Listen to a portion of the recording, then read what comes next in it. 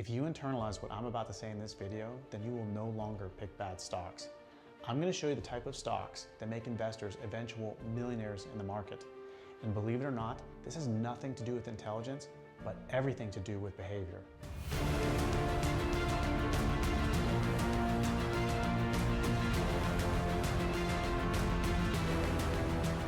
I'm going to look at what I call the noise around the stock market. So let's pull back now. Let's pull back and look at what's going on. We have hundreds, if not thousands, of stock market investing newsletters. There are paid for subscriptions that give you stock picks. We have news channels devoted to the stock market. We have podcasts. Why has not one newsletter risen to the top? The one newsletter that gives the best picks, that has the best research? Why is there not a strategy that seems to be adopted by all investors that actually works? You have this deep value investing, you have fundamental analysis, you have technical analysis, you have the day traders. I could go on. Why has one strategy or theory not been adopted by investors that is the one that actually works, that does the best? The reason why no newsletter has risen to the top or no one strategy for how to approach the market has risen to the top is because it doesn't exist. Now this ties into my favorite line about stock market investing, and it's this. Everything you need to know about the stock market is nobody knows nothing.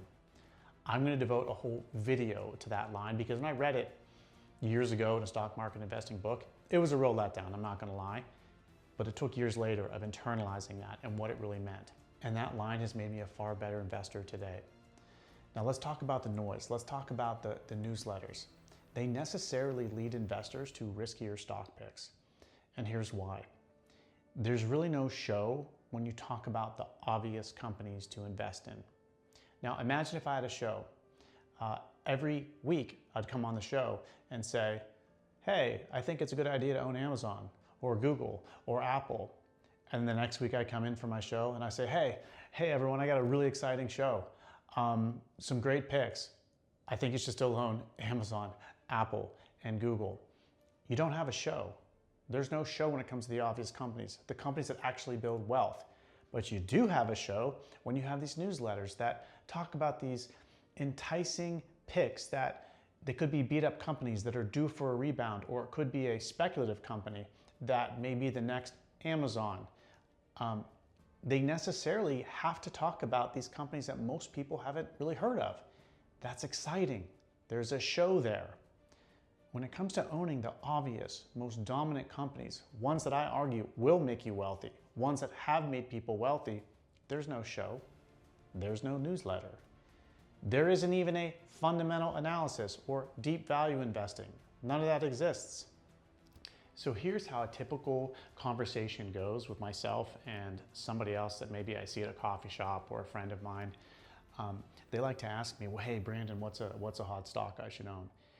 And obviously I'm not a hot stock guy. I mean, you could say I'm a hot stock guy because the companies I own, a lot of people own. And I'll say a company like Amazon or Google or Apple or Microsoft, maybe Meta, and they look at me with disappointment. And they're like, well, duh. And it's like, yeah, that's the point. It's the no-brainer dominant companies that make people wealthy in the stock market. Make no mistake, most of the wealth generated in the stock market has been done so by S&P 500 companies. Now you might be thinking, well, how am I going to make good returns from these companies? They're already so big. First, they're going to keep growing. But more importantly, what I use is options around all of my holdings. And I use them three different ways. First, I use options to create safe income. Everybody likes income. I do not chase high-yielding stocks. Those are traps. I'm going to have a whole video on that. So I use options to create safe income. That's one way. I use options to mitigate what I call behavioral risk. And I think behavioral risk is like the biggest risk most investors face. And what is it? Basically, the way it plays out is where you're in the market. Say you have $500,000 in the market or 100,000 in the market. Market starts going down, maybe it goes down 3%. Everyone's saying the sky's falling and the market's gonna crash. And so what did I do? I was like, oh, the market's gonna crash. So I would sell some stock. And then guess what? A week later, it rebounds. That's behavioral risk. It's selling out of fear. Options mitigate my behavioral risk because my entire portfolio, I would say, is protected from a market crash. So I will not get swept up in the next market crash. But third, what options do is they allow me to go really big, get overweight a certain asset class or a company when I see an opportunity. And I create options around that trade. So my downside, let's say the company or asset class goes to zero the very next day, I can only lose so much money, but my upside is much greater. Very, very powerful tools. So let's circle back to the noise around the market and the newsletters and the stock picks. There are two big problems with this. First, the obvious one that you might be thinking is that these companies are really risky to buy. You know, these beaten down companies that they're called contrarian buys that might be due for a rebound, very risky to own. And you have to think about this.